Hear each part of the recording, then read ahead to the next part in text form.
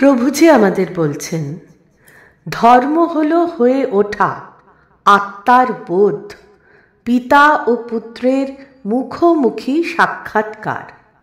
অনুশীলনহীন ধর্মের তাত্ত্বিক উপরভাষা আবৃত্তি নিজের সাথে একই সঙ্গে অপরের সাথে এক ধরনের প্রতারণা। আমাকে যারা ভালোবাসো, আমার মত পথকে যারা শ্রদ্ধা করো, তারা ওই ধর্মের প্রতারণা থেকে সরে দাঁড়াও। আচার্যের প্রতি পরম আনুগত্য, পবিত্রতা আর নৈষ্ঠিক অনুশীলন দিয়ে অর্জন করো আত্মোপলব্ধির শাশ্বত অধিকার। তারপর বর্ণ, জাতি, গোত্র নির্বিশেষে অহং ব্রহ্মাস্মি চেতনায় প্লাবিত করো পৃথিবী।